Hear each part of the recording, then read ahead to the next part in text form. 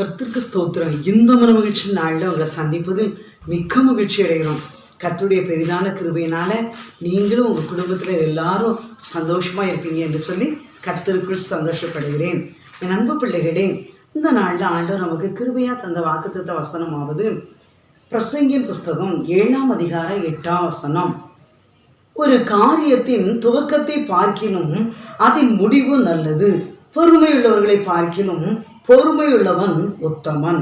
என் அன்பு பிள்ளைகளே, ஒரு காரியத்தின் துவக்கத்தை பார்க்கிலும் அதன் முடிவு நல்லது, பொறுமையுள்ளவனை பார்க்கிலும் பொறுமையுள்ளவன் உத்தமன்.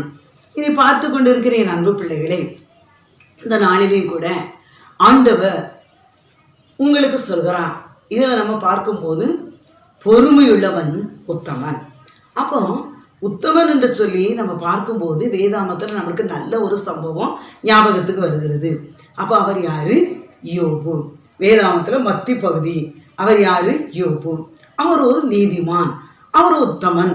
ஆனால் அவருடைய வாழ்க்கையில் நல்ல மனைவி, 10 பிள்ளைகளை ஆண்டவர் கொடுத்தார். அதே போல ஆண்டவர் ஏராளமான ஒட்டகங்கள், ஏராளமான கழுதைகள், அதே போல ஆண்டவர் எல்லாவற்றையும் கொடுத்தார். நல்ல ஆஸ்தி, அந்தஸ்து எல்லாவற்றையும் கொடுத்தார். ஆனால் ஒரே நாளில் அவர் கையை விட்டு எல்லாவற்றையும், ஒரு தென்றல் காற்று வீசப்பட்டது போல ஒரே நாளில் பிசாசு அவருடைய கையிலிருந்து எல்லாவற்றையும் இழந்துட்டு, எல்லாவற்றையும் பறித்து கொண்டார். ஆனால் ஒரே நாளில் இழந்து விட்டான். நீங்கள் யோபு 1ஆம் அதிகாரத்தை பார்க்கும்போது 1ஆம் அதிகாரம் 10ஆம் வசனத்துல எல்லாவற்றையும் அவர் இழந்து விட்டார். ஆனால் அவர் என்ன சொல்றாரு? கர்த்தர் கொடுத்தா, கர்த்தர் எடுத்தா, கர்த்தருடைய நாமத்துக்கு ஸ்தோத்திரம் என்று சொல்றார். நாம் அப்படி சொல்லுவோமா? ஒரு சின்ன பொருள் காணாமல் போயிட்டுனாலும் என்ன சொல்லுவோம்? ஏன் என்னுடைய வாழ்க்கையில் இது காணாமல் போச்சுன்னு சொல்லி என்ன செய்கிறோம்? முறுமுறுக்கிறோம். என் அன்பு பிள்ளைகளே, நீங்களும் நானும் முறுமுறுக்கிறோம். ஆனால் இவர் என்ன சொல்றாரு? கர்த்தர் கொடுத்தா, கர்த்தர் எடுத்தா, கர்த்தருடைய நாமத்துக்கு ஸ்தோத்திரம் என்று சொல்கிறார். என் அன்பு பிள்ளைகளே, இவர் எத்தனை பொறுமையாக இருந்தார் பாருங்க. என் அன்பு பிள்ளைகளே, நீங்களும் நானும் பொறுமையாக இருக்கும்போது நிச்சயமா அந்த பொறுமைக்குரிய ஆசீர்வாதம், நம்ம எவ்வளவு பொறுமையாக இருக்குமோ அதுக்கு மேலே ஆண்டவர் ரெட்டத்தனியான ஆசீர்வாதங்களை தருவான். ஏன்னா நம்ம வேதாமத்தில் பார்க்கும்போது இதே 42ஆம் அதிகாரத்தில் பார்க்கும்போது 42:10 பார்க்கும்போது அவர் என்ன செய்கிறார்? இழந்து போன எல்லாவற்றையும் ரெட்டத்தனையாக கொடுக்கிறார். சகலத்தையும் அவர் திருப்பி கொள்வா என்று சொன்னது போல அவர் சகலத்தையும் அவருக்கு என்ன செய்கிறார்? திருப்பி ரெட்டத்தனையாக கொடுக்கிறார். என் அன்பு பிள்ளைகளே, அவர் செய்ய நினைப்பது ஒன்றும் தடைபடாது. அவர் சகலத்தையும் என்ன செய்கிறார்? ரெட்டத்தனையாக கொடுக்கிறார். முந்தினவளை பார்க்கல, அவர் சகலத்தையும் என்ன செய்கிறாரு? திரும்ப ரெட்டத்தனையாக கொடுக்கிறார். நீங்களும் நானும் அப்போ நம்ம ஆண்டவருடைய பாதத்தில் பொறுமையாக காத்திருக்கும் போது நம்ம வாழ்க்கையில் ரெட்டத்தனையான ஆசீர்வாதங்களை பெற்றுக்கொள்ள முடியும். என் அன்பு பிள்ளைகளே, நீங்கள் எப்படி யோசித்து பார்க்குறீங்க? ஒருவேளை ஐயோ, நான் இதை கேட்ட உடனே எனக்கு இது கிடைக்கலையே நீங்கள் நினைக்கிறீங்களா? இல்லை, காலதாமதம் ஆனாலும் நீங்கள் பொறுமையாக இருங்க. அதனுடைய ரகசியம் பெரிது. இப்போ நம்ம பார்க்கோம், ஒரு விவசாயத்துக்கு ஒரு நம்ம என்ன செய்யறோம்? நெற்பயிரை போடுறோம். அவனை போட்டேன்னா உடனே டெஃபினட்டாக விளையுமா? 50 நாள் விற்றுனேன்னா என்ன செய்யும்? 50 நாளுக்கு அப்புறமா தான் நம்ம என்ன செய்ய முடியும்? அதனுடைய விளைச்சலை நம்ம என்ன செய்ய முடியும்? பெற்றுக்கொள்ள முடியும். அன்பு பிள்ளைகளே, அதே போல் வாழையை போடுறோம். அது எத்தனை செய்யும்? எத்தனை மாதம் கழிச்ச பிறகு தான் நம்ம என்ன, ஒரு 3 மாதம் கழிச்ச பின்பு தான் நம்ம என்ன செய்ய முடியும்? அதனுடைய வாழை தாரை பார்க்க முடியும். அதனுடைய விற்று அதனுடைய ஆசீர்வாதத்தை நம்ம என்ன செய்ய முடியும்? பெற்றெடுக்க முடியும். ஒரு பெண்ணானவள் 10 மாதத்திற்கு பின்பு தான் என்ன செய்ய முடியும்? அந்த கற்பத்தை இந்த உலகத்தில் பெற்றெடுக்க முடியும். 10 மாதம் அதை கஷ்டப்பட்டு சுமந்து பெருமூச்சு விட்டு அதன் பின்பு தான் என்ன செய்ய முடியும்? பெற்றெடுக்க முடியும். லேசான காரியம் இல்லை. ஒரு வேலைன்னா நம்ம கஷ்டப்பட்டு படித்து பல இன்டர்வியூக்கு போய் அதன் பின்பு தான் என்ன செய்ய முடியும்? அந்த வேலையை சுதந்திரிக்க முடியும். திருமணம் சொல்கிறோம், லேசான காரியமா? நம்ம அதை எவ்வளோ முயற்சி பண்ணி ஒரு ஏற்ற துணை எடுத்து அதற்கு பல லட்சம் செலவினம் பண்ணி அதன் பின்பு தான் ஒரு இல்லற வாழ்க்கையை தொடர்கிறோம். எது எடுத்தாலும் பொறுமை அவசியம். என் அன்பு பிள்ளைகளே, நீங்களும் நானும் பொறுமையாக இருக்கும்போது நிச்சயமாக ஒரு உன்னத மேன்மையை பெற்றுக்கொள்ள முடியும். நீங்கள் யோபுவை பார்க்கும்போது அவருடைய முன் நிலைமையை பார்க்கணும், பின் நிலைமையை ஆண்டவர் இரட்டத்தனையாக ஆசீர்வதித்தார். அவர் முன்னிலைமையை பார்க்கலும் பின்னிலைமையை ஆண்டவர் என்ன செய்தாரு? இரட்டத்தனையாய் ஆசீர்வதித்தார். சகலவற்றையும் அவர் என்ன செய்கிறாரு? திருப்பி கொடுத்தார். அன்பு பிள்ளைகளே, நீங்களும் நானும் ஆண்டவருடைய பாதத்துல பொறுமையா காத்திருக்கும் போது ஆண்டவர் இழந்து போனதை இரட்டத்தனையா தருவா. கலங்காதீர்கள், விசுவாசம் உள்ளவர்களாக இருங்க, பொறுமையா இருங்க. என் அன்பு பிள்ளைகளே, நீங்க பொறுமையா இருக்கும்போது நிச்சயமா ஆண்டவர் என்ன செய்வாரு? இரட்டத்தனையான ஆசீர்வாதத்தை தருவார். ஒரு துவக்கத்தை பார்க்கலும் அது முடிவு நல்லது.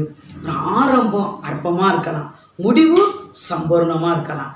நீங்களும் நானும் ஒருவேளை நம்ம பல பிரயாசப்படுவோம், ஆனால் அதனுடைய பிரயாசம் பொறுமையோடு நம்ம பிரயாசப்படுவோம், அதன் முடிவு ஒரு பெரிய மகிழ்ச்சியாக இருக்கும். அன்பு பிள்ளைகளே, நீங்களும் நானும் அப்படி இருக்கும்போது நிச்சயமா அந்த ஆசீர்வாதத்தை பெற்றுக்கொள்ள முடியும். நம்ம பொறுமையாக இருப்போம். யோபுவின் பொறுமையை பார்க்கும்போது நிச்சயமாக அது ஒரு பெரிய சாதிப்பு. வேதாமத்தில் பார்க்கும்போது அவருக்கு என்ன செய்தார்? பின்னிலைமையை ஆண்டவர் இரட்டத்தனையாக ஆசீர்வதித்து கொடுத்தார். அன்பு பிள்ளைகளே, ஒரு காட்டில் முயலும் ஆமையும் இருந்தது. முயல் ரொம்ப துருதுருன்னு இருக்கும். அந்த முயல் என்ன செஞ்சான்? அந்த ரோட்டை தாண்டும் போது அந்த வேலிக்குள்ளே போகும்போது நினைச்சான், ஓடி போச்சான்.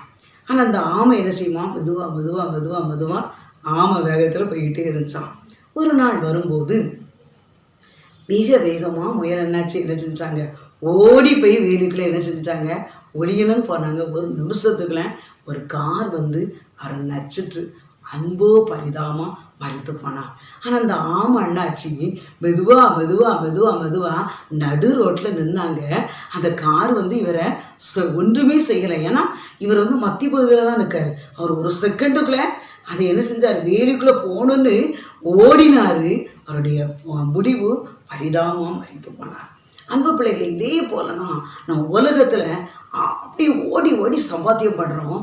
அதை அனுபவிக்க நம்ம என்ன செய்யணும்? ஆயுஸ் வேணும். அந்த முந்தின காலத்தில் உள்ளவங்கலாம் பாருங்கள், எவ்வளோ நிதானமாக இருப்பாங்க.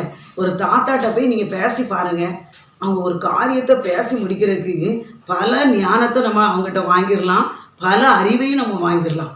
அவ்வளோ நிதானமாக பேசுவாங்க. இப்போ உள்ளவங்கள பாருங்கள், உடனே ஒரு செல் எடுத்து இப்படி ராவறாங்க, அல்லது கம்ப்யூட்டரை வச்சு 2 தட்டு தட்டுறாங்க, உடனே அதுக்குரிய ஞானத்தை சொல்கிறாங்க. அந்த ஞானத்தை காட்டிலும் இந்த ஞானம் வித்தியாசமாக இருக்குது. ஆனால் அந்த ஞானம்தான் ஒரு பெர்ஃபெக்டாக இருக்குது. அன்பு பிள்ளைகளே, நம்ம எல்லாவற்றிலையும் நிதானமாக இருக்கும்போது அதுக்குரிய ஆசீர்வாதம் இரட்டத்தனையாக இருக்கும். அதான் ஒரு அதாவது ஒரு காரியத்தின் துவக்கத்தை பார்க்கணும், அது முடிவு என்னது? நல்லது. பெருமையுள்ளவனை பார்க்கணும், பொறுமையுள்ளவன் உத்தமன். அப்போ பெருமையாக இருக்காதங்க, எந்த ஒரு வேலையாக பெருமையாக இருக்காதங்க, பொறுமையாக இருங்க. பெருமை ஒரு அழிவை தான் நோக்கும். பெருமை ஒரு அழிவை தான் நோக்கும். நீங்களும் நானும் பொறுமையாக இருக்கும்போது அதனுடைய முடிவு பெஸ்ட்டாக இருக்கும். அன்பு பிள்ளைகளே, அது வேலை ஸ்தலமாக இருக்கலாம், குடும்ப காரியமாக இருக்கலாம், ஒரு அலுவலக பணியாக இருக்கலாம், ஒரு இடத்துல நீங்கள் முக்கியமானவங்களாக இருக்கலாம். பொறுமை அவசியம். பெருமை வேண்டாம். 4 நாளே அவங்கள தூக்கி போட்டுருவாங்க. நீங்கள் ரொம்ப பொறுமையாக இருங்க. எந்த ஒரு இடத்துலையும் நீங்கள் பொறுமையாக இருங்க. நிச்சயம் கர்த்தர் உங்களை என்ன செய்வார்? ஆசீர்வதிப்பா.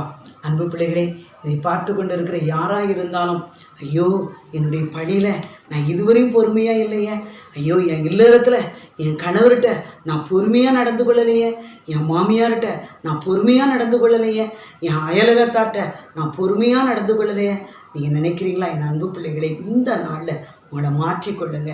நீங்கள் அப்படி மாற்றிக்கொள்ளும் போது நிச்சயமாக உங்கள் வாழ்க்கையில் ஆண்டவர் ஒரு காரியத்தை துவக்கத்தை பார்க்கணும், அது முடிவு நல்லது. பொறுமையுள்ளவனை பார்க்கணும், பெருமையுள்ளவனை பார்க்கணும், பொறுமையுள்ளவன் உத்தமன். யோபு முன்னிலைமையை பார்க்கணும், பின்னிலைமையை ஆண்டவர் இரட்டத்தனையாக கொடுத்தது போல உங்களுடைய வாழ்க்கையிலையும் என்னுடைய வாழ்க்கையிலையும் நம்ம பொறுமையாக இருக்கும்போது எல்லாவற்றையும் சாதித்து கொள்ளலாம். ஜெபிப்போமா? பரிசுத்தம் உள்ள தகப்பனே, உங்களுக்கு நன்றி ராஜா. இதை பார்த்து கொண்டு இருக்கிற என் அன்பு பிள்ளைகள் பலவிதமான காரியத்தில், அது வியாதியாக இருக்கலாம், ஒருவேளை பலவீனமாக இருக்கலாம், ஒருவேளை பல ஆண்டு காலமாக எதிர்நோக்கி கொண்டு இருக்கிற காரியத்தில் வாய்க்கிலேயே என்று சொல்லி கலங்கி கொண்டு இருக்கலாம். அதுக்கு எத்தனையோ காரியத்தை அவசரப்பட்டு எடுத்திருக்கலாம். என் அன்பு பிள்ளைகளே, வேத வசனம் சொல்லும், யோபு எவ்வளவு ஒரு பொறுமையா இருந்தார் ஐயா. அதனாலதான் 42ஆம் அதிகாரத்துல 10ஆம் வசனத்தை பார்க்கிலும் எல்லாவற்றையும் அவருக்கு என்ன செஞ்சிட்டாரு ஆண்டவர் இரட்டத்தனியாய் கொடுத்தார். அன்பு பிள்ளைகளே, முன் நிலைமையை பார்க்கிறோம், பின் நிலைமையை இரட்டத்தனியாய் ஆசீர்வதித்து கொடுத்தார். நீங்களும் நானும் பொறுமையாய் இருக்கும்போது, ஒருவேளை ஆரம்பத்துல ஒரு ஏழை குடிசை வீட்டில் இருக்கலாம், நீங்க பொறுமையா இருங்க. 3 மாடி வீட்டில் அமர்ந்திருக்க வைப்பா. என் அன்பு பிள்ளைகளே, நீங்க பொறுமையா இருங்க. கண்ணீரோடு இருக்கீங்களா? வியாதியின் படுக்கையில் இருக்கீங்களா? கடன் பிரச்சனையில் இருக்கீங்களா? ஐயோ எங்கள் வீட்டில் நிம்மதியிலேன்னு இருக்கீங்களா? பொறுமையாக இருங்க. நீங்கள் நல்லா கண்ணீரோடு ஜெபிங்க. ஆண்டவருடைய சமூகத்தில் இரவும் பகலும் வேதத்தை வாசிங்க. நிச்சயமாக உங்கள் பொறுமைக்குரிய பலனை இரட்டத்தனியாக சுதந்திரிப்பீங்க. பெரிய காரியங்களை செய்யுங்க. உங்கள் நாமம் மட்டும் மகிமைப்படட்டும். இயேசுவின் நாமத்தில் ஜெபிக்கிறோம் ஜீவனுள்ள நல்ல பிதாவே, ஆமென். அல்லேலூயா.